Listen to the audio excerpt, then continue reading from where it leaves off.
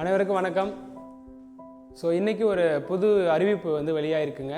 என்ன அப்படின்னா, நம்ம முதல்வருடைய காலை உணவு திட்டம் அப்படின்னு ஒன்று அறிவிக்கிறாங்க இல்லையா? அந்த அறிவிப்பில் காலை உணவு திட்டத்தை சமைப்பதற்கு சமையலர் பணிக்கு ஆள் எடுக்கிறதா அறிவிச்சிருக்கிறாங்க. இது இப்போது எல்லா மாவட்டத்திற்கும் வழங்கவில்லை, ஆனால் ஒரு சில மாவட்டங்களில் மட்டும் கொடுத்துருக்கிற மாதிரி சொன்னதுனால இனிமே வரக்கூடிய நாட்களில் வேறு மாவட்டங்களுக்கு இந்த அறிவிப்பு வெளியாகிறதுக்கான வாய்ப்புகள் இருக்கலாம். அந்த அடிப்படையில் இந்த காலை உணவு திட்டத்திற்கு சமையலர் பணிக்கு எப்படி ஒருத்தரை செலக்ட் பண்ணுறாங்க அப்படிங்கிற ஒரு புரிதலுக்காக இந்த வீடியோவை நம்ம எடுக்கிறோம். இந்த திட்டத்திற்கு எத்தனை பேரை எடுக்க போகிறாங்க அப்படின்றது, அந்த சமையலர் எத்தனை பணியாளர்கள் எடுக்க போகிறாங்க அப்படின்ற டீட்டெயில் கொடுக்கல. அதே போல் இந்த சமையலர் பணிக்கு என்ன வயது வரம்பு, என்ன சம்பள விகிதம் அப்படிங்கிறதெல்லாம் எதையுமே இன்னும் சொல்லலைங்க. என்ன சொல்லியிருக்கிறாங்க அப்படின்னா, இந்த சமையலர் பணிக்கு யார் தகுதியானவர்கள், யார் விண்ணப்பிக்கலாம் அப்படின்னு சொல்லியிருக்காங்க அப்படின்னா, முதல்ல மகளிர்களுக்கு இந்த சமையலர் பணியை கொடுக்கறதுக்கு முன் வராங்க. அந்த மகளிர்கள் என்ன கிரைட்டீரியாவில் அந்த பணிக்கு அவங்க செல்றதற்கு வாய்ப்பு இருக்குது அப்படின்னு மாவட்ட ஆட்சியரகம் மூலமாக அறிவுறுத்தல் வழங்கப்பட்டிருக்கு அப்படிங்கிறத பார்க்குறது தான் இந்த காணொலியோட நோக்கம். அதனால் நாம் என்ன பண்ண போகிறோம் அப்படின்னம்னா, அந்த முதல்வருடைய காலை உணவு திட்டம் அப்படிங்கிறதுல அரசு பணியாளர்களை எடுக்க போகிறாங்க. அந்த அரசு பணியாளர்கள் என்ன கல்வி தகுதியில் இருக்கணும் அப்படின்னு சொல்லியிருக்காங்க அப்படின்னா, 10ஆம் வகுப்பு கல்வி தகுதியில் இருக்கணும். அவங்களுக்கு ஒதுக்கி இருக்கிற பணி சமையலர் பணி அப்படின்றது தான் இப்போதைக்கு தெரியப்படுத்தி இருக்கிறாங்க.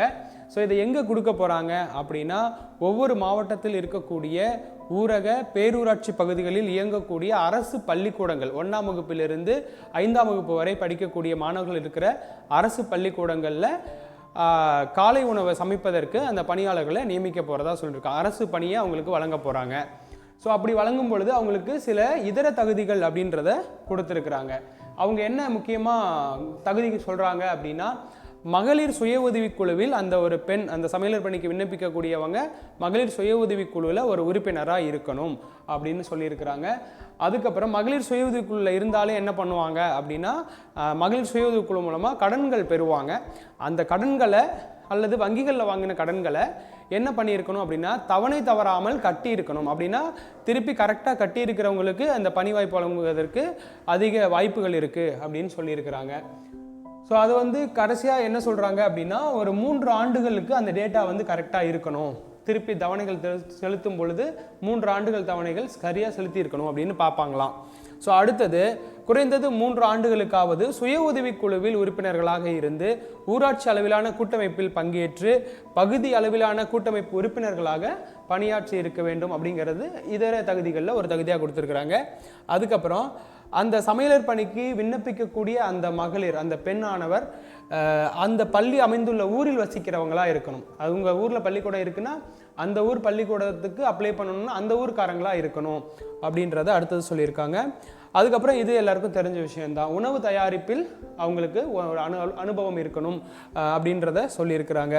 அதுக்கப்புறம் அந்த சமையலர் பணிக்கு செல்லக்கூடிய அந்த பெண் அவங்களுக்கு குழந்தை ஏதாவது இருக்கும் பட்சத்தில் அந்த குழந்தைய அந்த பள்ளிக்கூடத்தில் படிக்கணும். அப்படி இருந்தால் தான் அந்த பணியை அவங்களுக்கு ஒதுக்குவாங்க. அதுக்கப்புறம் அவங்க ஸ்மார்ட் ஃபோனை பயன்படுத்த தெரிந்தவர்களாக, இணைய வசதியோடு கூடிய ஸ்மார்ட் ஃபோன் பயன்படுத்த தெரிந்தவர்களாக இருக்க வேண்டும் அப்படின்றதையும் வலியுறுத்தி இருக்கிறாங்க. அதுக்கடுத்தது மே 23க்குள்ளாக ஊராட்சி குழுவினரிடம் ஒரு சில சான்றிதழ்களை சமர்ப்பிக்கணும் அப்படிங்கிறதையும் சொல்லியிருக்கிறாங்க. அந்த சான்றிதழ்கள் பற்றி இன்னும் தெளிவான அறிவுறுத்தல்கள் கிடைக்கல. அப்படி கிடைக்கும் பட்சத்தில் அதை பற்றி நம்ம சொல்லிடுவோம்.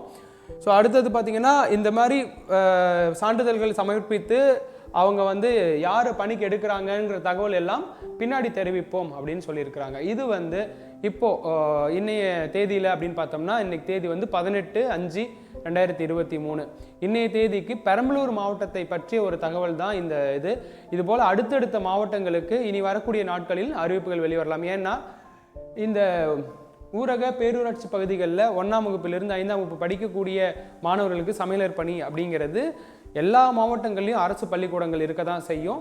அப்படி இருக்கும் பட்சத்தில் அந்தந்த மாவட்டத்துக்கு தனித்தனியாக அறிவிப்புகள் வெளிவரவும் செய்ய வாய்ப்பு இருக்குது. அதனால் என்ன பண்ணுவாங்க அப்படின்னா, இனிமேல் ஒவ்வொரு மாவட்டத்துக்கு கூட இந்த அறிவிப்புகள் வெளிவரலாம். அது அந்தந்த மாவட்டத்தில் வெளிவரும் தகவலை எப்படி தெரிவிப்பாங்க அப்படின்னா, செய்தித்தாள் மூலமாக தான் மேக்சிமம் தெரிவிக்க வாய்ப்பு இருக்குது. அதனால் இந்த வாய்ப்பை நிறைய பேர் பயன்படுத்தி ஒரு சொந்த ஊர்லேயே ஒரு அரசு பணி கிட்டத்தட்ட 60 வயது வரைக்கும் அந்த அரசு பணியில் அவங்க இருக்கிறதுக்கு வாய்ப்பு இருக்குது. அது போகிற அறிவிப்பை நம்ம எல்லோரும் பயன்படுத்திக்கிட்டோம்னா ரொம்ப நல்லதாக இருக்கும். ஸோ அதனால் வந்து இந்த அறிவிப்பை நன்கு பயன்படுத்தி ஒரு அரசு பணி பெறுவதற்கு எங்களுடைய மனமார்ந்த வாழ்த்துக்களை தெரிவித்துக் கொள்கிறோம். நன்றி, வணக்கம்.